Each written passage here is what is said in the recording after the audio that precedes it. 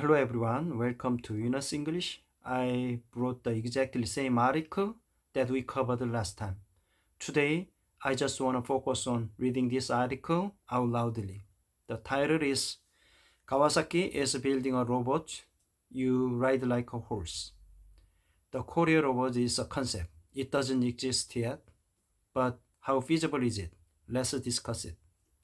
Kawasaki recently revealed a computer-generated concept for the Koryo, a robotic horse. A video shows the automatic equine galloping through valleys, crossing rivers, climbing mountains, and jumping over crevices. The Koryo promises a high-end robotic solution to provide a revolutionary mobility experience. Kawasaki's current motorbikes are constrained to roads, paths, and trails, but a machine with legs has no boundaries. It can reach places no other vehicles can go.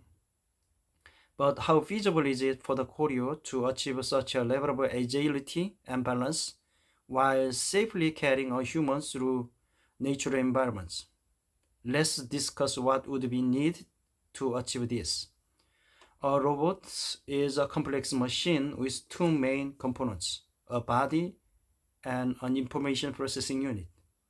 The body has a motor that determines the robot's function and carries actuators, devices that convert energy into physical motion, and sensors to act in the world and understand it respectively.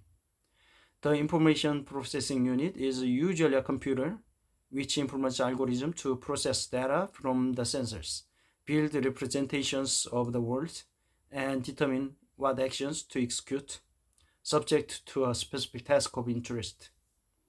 Simple robots, such as robotic vacuum cleaners, satisfy these requirements. They have a suitable body for going under furniture and not getting stuck. Their flat top can also give your cat a ride. The actuators are the motors that spin the wheels and the vacuum system. They have impact sensors to detect collisions, and some even have cameras to help them understand the environment. Owners can set a cleaning routine. The vacuum's computer will determine the best way to execute it. Courier is a quadruped robot, one of the most stable legged robots configurations. The forelegs seem strong and capable of flexing forward and backwards to run and jump. But they also seem limited in movements known as abduction and adduction.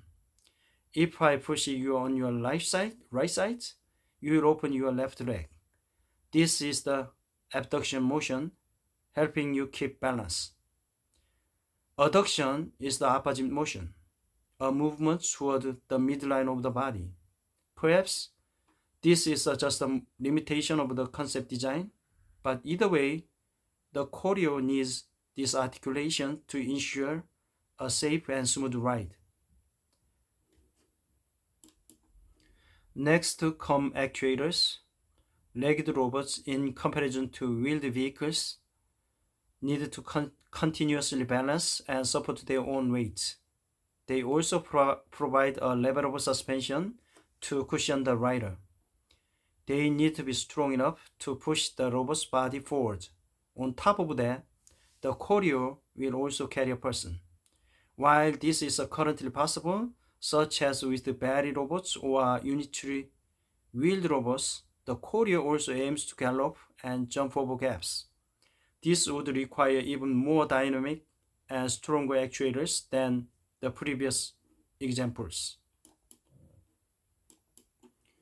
A manually driven car or motorcycles doesn't need sensors or processing unit because the driver steers the car depending on what they see. But a robotic horse needs more sophisticated control system to determine how to move the legs. Otherwise, we would need both hands and even our feet to drive it. Locomotion control has been an active area of legged robotics research since the 1940s. Researchers have shown a legged machine can walk down a slope without motors or sensors, which is called passive locomotion. If only proprioceptive sensors, the type of sensors that tell your phone when to rotate the screen, are used to control balance, it's called blind locomotion because it doesn't rely on information from the external environment. When a robot also uses exteroceptive sensors to determine how to work, which refers to sensors that pick up information about the environments, it's called perceptive locomotion.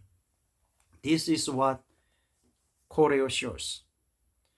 From the picture released, I could not spot any visible cameras or radars, laser rangefinders.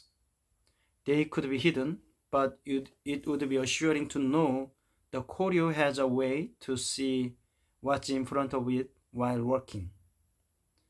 While it will be manually steered so that it doesn't need to navigate autonomously, its locomotion system needs sensor data to determine how to step on rocks or detect if the terrain is slippery.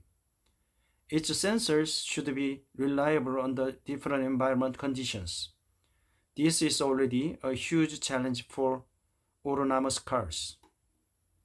Challenges ahead. The Koryo is a concept, it doesn't exist yet. As a product, it promises to be a more capable version of a quad bike. This can open opportunities for transportation in remote areas, tourism business, new hobbies for those who can afford it, and even sports. But I am more excited about the technical advances that the achievement of such a platform implies. Legged robots do not necessarily need to look like quadrupeds or humanoids. Self-balancing exoskeletons such as Wondercraft's personal exoskeleton or Human in Motion Robotics Exomotion are legged robots that are revolutionizing the lives of people with mobility impairments. The technological advances implied by the Koryo could be of major benefit to the development of assistive devices for disabled users, enabling them to achieve independence. Current progress in legged robots suggests that many features proposed by Kawasaki are feasible, but others pose challenges.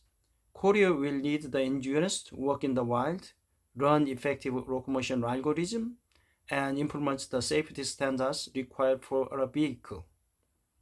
These are all major hurdles for reasonably sized robots. If you ask me today, I would be unsure if this can be achieved as a whole. I hope they prove me wrong. Alright, thank you so much for watching my video. I'll see you guys next time. Bye bye.